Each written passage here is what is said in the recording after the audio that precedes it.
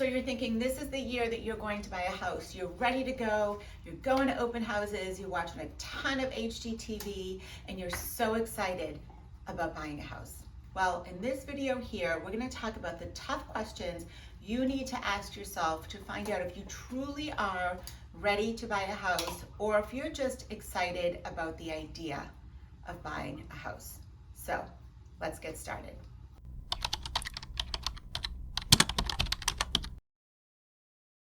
All right, so there are a couple of questions you need to ask yourself that you need to be truthful in answering to help you determine whether now's a good time for you to buy a house. And what I mean by that is, are you ready? Are you ready maturity-wise, financially, all that stuff to buy a house? Or do you need to hold on for a little bit until you are ready?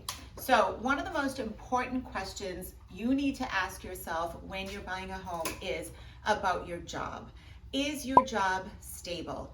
Is there a chance that you might have to relocate? Is there a chance that your job is announcing layoffs and you're not sure if you'll be one of those people laid off? So ask yourself, how secure is your job? How secure is that income? And can you provide enough historical evidence that you've been working? And is your job going to be here in the future? To piggyback on your employment, you need to ask yourself, is your income such that it can sustain a mortgage, insurance, taxes, upkeep, and upgrades?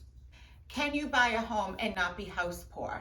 So you don't want to buy a home and not have the income to sustain that home and have enough of a rainy day fund saved up so that if something were to happen, you can replace it, fix it, whatnot, and still manage to buy groceries at the end of the week. And just to give you an example of how much income you need, in Eastern Massachusetts, if you want to live in the city, if you want to buy a single family home, you're going to have to make upwards of $100,000 to be able to purchase a home. Of course, the further away from the city you go, the less expensive homes are.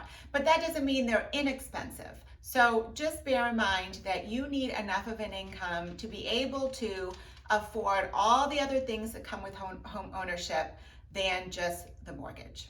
So the next question you need to ask yourself, and this is a tough one because it really takes some self-reflection to answer it honestly, and that is, what is your lifestyle?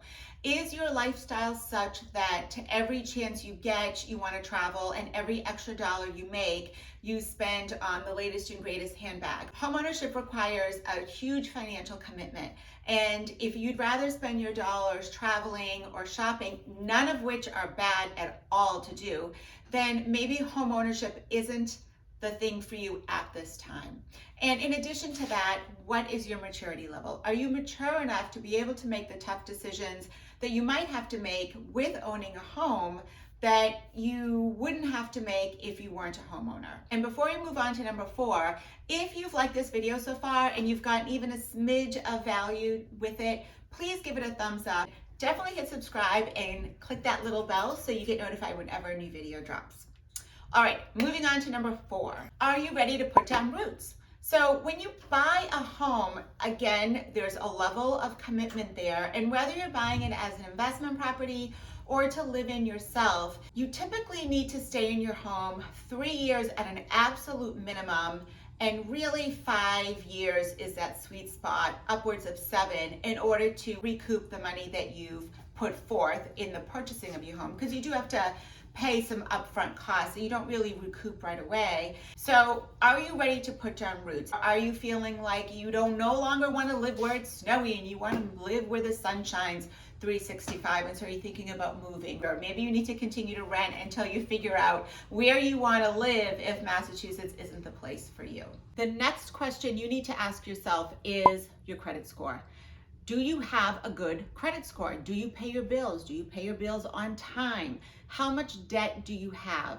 All of these questions are going to be very important to answer when you're applying for a mortgage, and whether you're going to be approved for a mortgage or not, and if so, how much of a mortgage. So if you do not have good credit, and when I say don't have good credit, I'm talking anything under like 630, 640, then what you need to do is spend some time talk with a lender, financial advisor, whomever, and get your credit under control. Your credit will affect, one, whether you get approved for a mortgage, how much of a mortgage, and what that interest rate is. So you really want to make sure that your credit is in tip-top shape. And in addition to that is the debt. How much debt do you have? And if you have lots of, we'll say, credit card debt, then you need to really make an effort to pay those debts off before you start looking for a home, because it will just hurt you financially and getting a mortgage. So if you have debt, you really need to look into taking care of that debt and giving that credit score a little bit of love and upping that number a bit. And the last question is kind of a vague question, but it's an important one. Do you know what you want? Do you know, because you've been casually looking for some time now, that you want to live in the city? Maybe you want a condo and not a single family. These are all questions that you need to ask yourself. And knowing the answers to these questions really is a good indication of whether you're ready to buy or not. And if you don't know the answers to all of them, maybe you want to live within 20 minutes of the city, but as soon as you start looking, you're realizing, like, I can't afford 20 minutes, I have to go 40 minutes. There's nothing wrong with that.